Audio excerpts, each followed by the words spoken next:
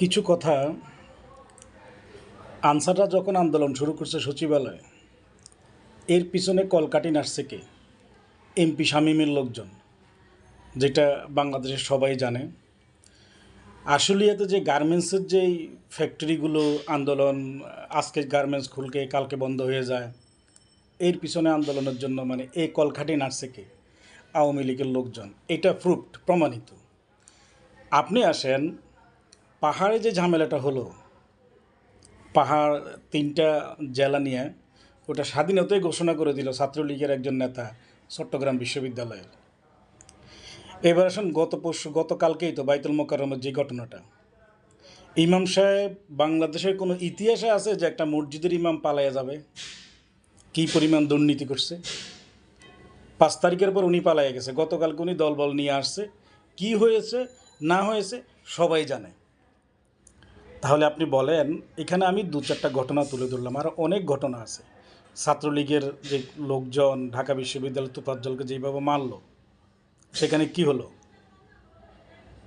মানে এটা এই যে কতগুলো ঘটনা, একটা সরকার 5 তারিখের পর থেকে, অন্তর্বর্তীকালীন সরকার এখনও 2 মাসও হলো না, এই সরকারটাকে বিব্রতকর অবস্থায় ফেলানোর জন্য, বিপদে ফেলানোর জন্য কতগুলো কলকাঠি নাড়ানো হচ্ছে, কতগুলো বিপজ্জনক কাজ করানো হচ্ছে। এরা কি পরিমাণ দুর্নীতি করছে! আমি একটা কথা বলি, করোনার পরে সরকার যারা ক্ষুদ্র উদ্যোক্তা, মানে ছোটোখাটো উদ্যোক্তা বা একটু মাঝারি সাইজের উদ্যোক্তা, এদের জন্য একটা লোনের সিস্টেম করছে, যে যাদের লাইসেন্স আছে, লাইসেন্সের বয়স 3 মাস, হ্যাঁ, কিছু ব্যাংক সিলেক্টেড করে দিছে যে এদের জন্য আর কি। সেই জায়গায় আমিও ন্যূনতম 30 লাখ টাকা লোন পাই। যারা আমাকে চিনে, আমি একটা ছোটোখাটো বিজনেস করি।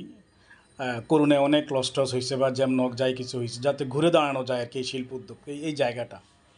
আমার মতো অনেকেই তো পথে বসে গেছে, অনেকেই খুব বিপদে পড়ছে। তো সেই জায়গায় কি হলো, আমি আমার কচুক্ষেত জনতা ব্যাংকের ব্রাঞ্চে গেলাম, কচুক্ষেত বাজারে বনানীতে গেলাম। আমাকে বললো হ্যাঁ আপনি পাবেন, ম্যানেজার সাহেব বললো কোনো সমস্যা নেই। করোনার পরের ঘটনা বলতেছি। তার 3-4 দিন পরে শুনি পত্রিকায়, ওই ফান্ড থেকে, যেই সরকার ওই ফান্ডে যে 3,000 কোটি টাকা দিছে সারা বাংলাদেশে উদ্যোক্তাদের দেওয়ার জন্য, ওই ফান্ড থেকে একজনে 2,500 কোটি টাকা নিয়ে গেছে। কোনো বিচার হয় নাই, কোনো কিছুই হয় না। আমি জাস্ট একটা উদাহরণ দিলাম আর কি, ফর এক্সাম্পল, যে একটা উদাহরণ দিলাম। এরকম শত শত উদাহরণ আছে। তাহলে ওই লোনটা দিচ্ছে কাকে, কাদের জন্য? যারা করোনায় ব্যবসা করতে গিয়ে পড়ে গেছে, যারা যাতে একটু সারভাইভ করতে পারে, দাঁড়াইতে পারে, উঠে আর কি, এটা তাদের জন্য। তো টাকাটা কে নিছে? আপনাদের আমি বুঝি না যে ওনাদেরকে আসলে কি বললে, ওনারা কি বললে বুঝবে, ওদের দেশপ্রেমটা কোথায়? আওয়ামী লীগের দেশপ্রেমটা কোথায় আছে?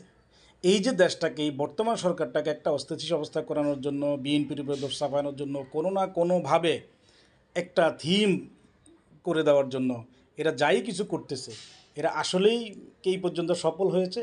হয় নাই, হবেও না। এর থেকে এদের অন্য কোনো পন্থা অবলম্বন করা উচিত। যাই হোক, আমি যে উদাহরণগুলো দিলাম, এটাই হচ্ছে আওয়ামী লীগের মূল ভিত্তি আর কি।